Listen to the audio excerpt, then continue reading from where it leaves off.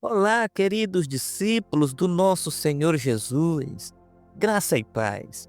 Eu gostaria, nessa oportunidade, de meditar com vocês na palavra de Deus. Quero falar um pouquinho com vocês sobre o pecado atrai a ira de Deus. Quando nós lemos, por exemplo, Jonas capítulo 1, nós vemos Deus chamando o profeta para pregar em Nínive. Mas ele foge do chamado de Deus. Também quero destacar que, lendo no capítulo 1 de Jonas, nós percebemos dois tipos de pecadores: o pecador ímpio, no caso, os ninivitas, e o pecador justificado, aquele que é justificado por Deus, e neste caso, o profeta Jonas. O pecado sempre atrai a ira de Deus. Do ímpio atrai condenação, e para o justo ele atrai disciplina. E eu gostaria então de destacar, em primeiro lugar, o pecado da cidade de Nínive. Nínive era a capital da Assíria, conhecida por crueldade, violência e idolatria. Isso fica muito claro quando nós lemos Naum, capítulo 3, do versículo 1 ao versículo 4. Qual a consequência do pecado de Nínive? Está escrito em Jonas capítulo 1, versículo 2, que a sua maldade chegou diante de Deus. O cheiro de podridão subiu até a presença de Deus e atraiu sobre Nínive a justa ira do nosso Senhor. Dentro de 40 dias, caso você não se arrependa do seu pecado, Deus te destruirá, você vai subverter. Esta foi a mensagem proclamada pelo profeta Jonas pelas ruas de Nínive. Assim como Nínive, o mundo de hoje está cheio de injustiça, imoralidade, violência, idolatria e etc. O pecado de um indivíduo não passa por despercebido aos olhos de Deus. Assim como o pecado social, coletivo, também atrai o juízo divino. Como nós podemos ler nas Escrituras, por exemplo, no livro de Gênesis, a ira de Deus veio sobre a humanidade e Deus derramou o dilúvio, destruindo toda a raça humana, com exceção apenas da família de Noé. Lemos também em Gênesis capítulo 19, e Deus derramou a sua justiça sobre as cidades de Sodoma e Gomorra, destruindo-as completamente. Aqui em Jonas capítulo 1, Deus está anunciando o seu juízo que viria sobre a cidade de Nínive caso não houvesse arrependimento. A nossa sociedade, cheia de corrupção, violência, imoralidades, assim como a geração de Noé, Sodoma, Gomorra e Nínive, atrai sobre si a justa ira do Senhor. Está escrito no Salmo de número 2, versículos 10 e 11. Servi ao Senhor com temor e alegrai-vos nele com tremor. Beijai o filho para que não se irrite e não pereçais no caminho, porque dentro em pouco se lhe inflamará a ira. Bem-aventurados os que nele se refugiam. Depois de destacar o pecado da cidade de Nínive, eu quero destacar o pecado do profeta Jonas. Jonas ouviu a voz de Deus, Jonas entendeu o projeto de Deus e Jonas decidiu desobedecer a Deus. Jonas sabia o que Deus queria, mas fugiu do propósito de Deus.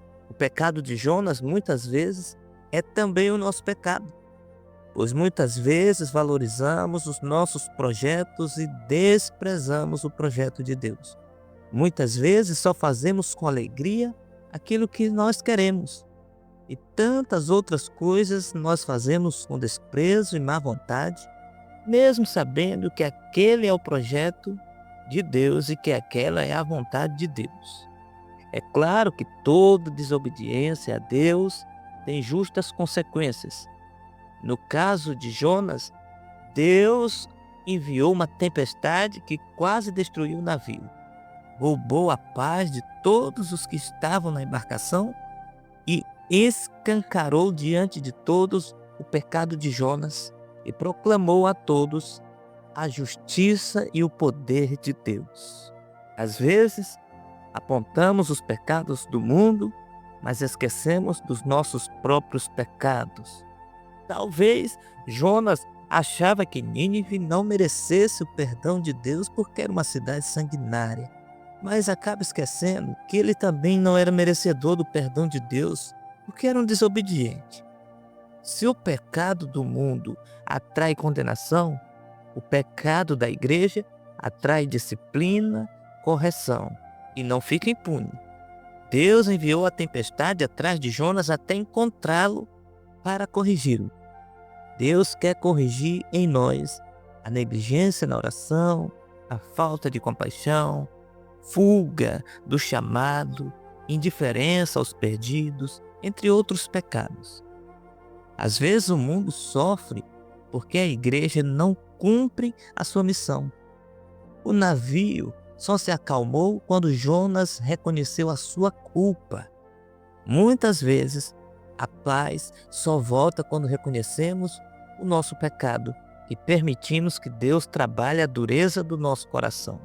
Nós já vimos o pecado da cidade de Nínive, o pecado do profeta Jonas, mas eu quero destacar, para finalizar a nossa reflexão, os nossos pecados, porque os nossos pecados também atraem a ira de Deus. Eu quero começar destacando a gravidade do nosso pecado. Primeira coisa, está escrito: as vossas iniquidades fazem separação entre vós e o vosso Deus. O pecado é grave porque nos separa de Deus. Em segundo lugar, também está escrito: a alma que pecar, essa morrerá. O salário do pecado é a morte. O pecado é grave porque nos mata física e espiritualmente. Em terceiro lugar, está escrito que todos pecaram e afastados estão da glória de Deus. Então o pecado é grave porque nos afasta de Deus. O pecado é grave porque nos mata física e espiritualmente.